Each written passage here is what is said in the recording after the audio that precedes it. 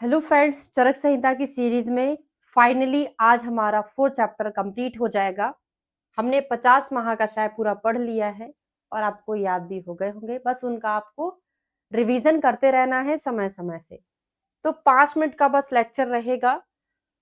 2-3 references हमको देखने हैं। तो महाकषाय का जो वर्णन किया है, पूछा जाता है किस आधार पर किया है, तो उनके लक्षण और उदाहरण का वर्णन किया है। लक्षण और उदाहरण का यहाँ पे वर्णन किया है। लक्षण का किसके लिए किया है, उदाहरण का किसके लिए किया है, ये भी पूछा जाता है। तो विमर्श में पढ़ते हैं। इस प्रकार 500 महाकषाय 500 कषायों का संक्षेप में करके 50 महाकषाय का यहाँ वर्णन महाकषाय के लक्षण और उदाहरण के लिए कर दिया है। चक्रपाणी जी ने क्या बोला है, लक्षण उदाहरण का उन्होंने अर्थ किया है लक्षणस्य उदाहरणम, यानी कि लक्षण का उदाहरण इनका थोड़ा सा अलग है। लक्षण का ही उदाहरण बोल दिया, जबकि चरक जी ने लक्षण और उदाहरण अलग से बताया। उन्होंने बोला कि जो लक्षण के रूप में वर्णन किया है वो मंद बुद्धि व्यक्तियों के लिए किया गया है और उदाहरण का बुद्धिमान के लिए किया गया है। ठीक है, आगे जाके यही हम चीज श्लोक में पढ़ेंगे।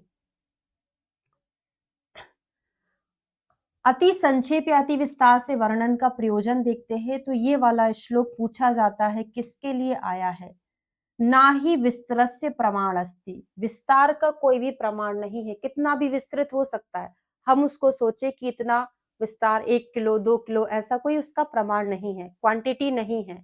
ना चापी संक्षेप अल्प बुद्धि नाम, है ना। तो और अति संक्षेप में भी किसी वस्तु को कहने से अल्प बुद्धि वाले वैद्यों को ज्ञान नहीं होता। इसीलिए तस्मात् न अति संक्षेपणा न अति विस्तरेण च उपदिष्टा। क्वेश्चन पूछा जाता है न अति संक्षेप न अति विस्तरेण किसके लिए आया है, तो ये आया है महाकषाय के लिए, जिनका ना तो बहुत ज्यादा संक्षेप में वर्णन किया है ना बहुत ज्यादा विस्तार में। ध्यान दीजिएगा, अष्टांग हृदय के फर्स्ट चैप्टर में सेम श्लोक ऐसा ही आया है।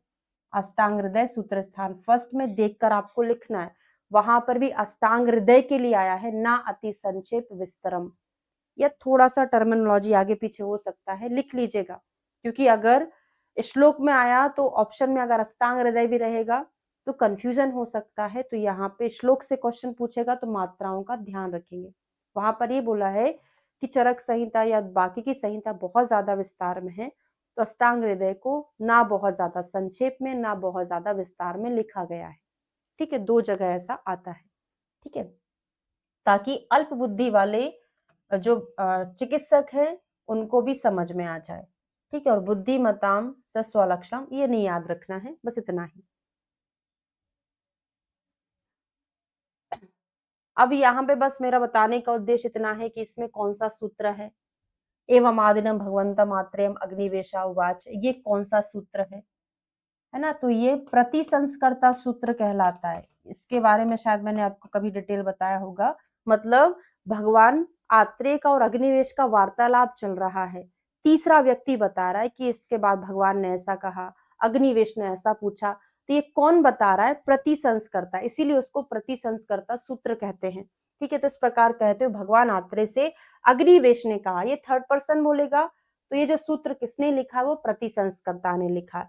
सेम यहाँ पर ही वही है, तम वाच भगवान आत्रेय, इसके बाद भगवान आत्रेय ने बोला अग्निवेश से नैतदेव बुद्धिमताम द्रष्टव्यम अग्निवेशा, है ना। तो ये सूत्र बस पूछा जाता है कौन सा है, बाकी डिटेल यहाँ से नहीं पूछा जाएगा, उतना इंपॉर्टेंट नहीं है। ठीक है, लास्ट और देखेंगे।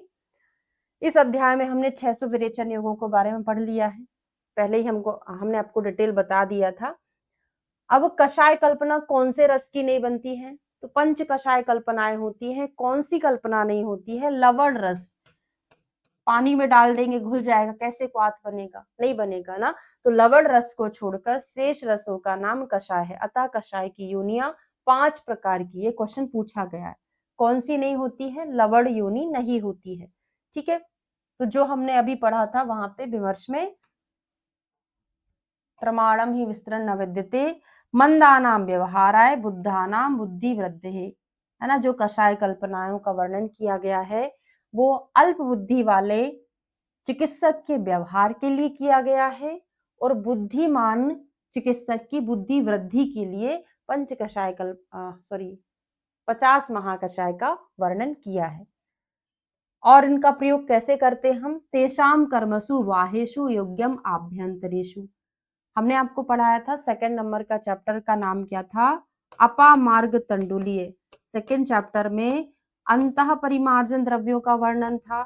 थर्ड चैप्टर का नाम था आरगवदी, जिसमें बहिर्परिमार्जन द्रव्यों का वर्णन था। फोर्थ चैप्टर का नाम षड्विरेचन शताशती है, जिसमें हमने महाकषाय पढ़े, जिसमें आभ्यंतर और बाह्य दोनों प्रकार के द्रव्यों का वर्णन किया गया है। संयोगम च प्रयोगम च यो वेदा स विषक्वरा। और लास्ट में पूछा जाता है विषक्वर का जो टर्मिनोलॉजी है वो कहाँ पर आया है? फोर्थ चैप्टर में। और विषक उत्तम करके हमने पढ़ा था। विषक उत्तम चरक सूत्र फर्स्ट में आया है। ठीक है, तो ये हमारा फाइनली फोर्थ चैप्टर कंप्लीट हो गया है, जो कई दिनों से चला आ रहा था। इसके बाद हम फिफ्थ नंबर का चैप्टर शुरू करेंगे। Thank you so much.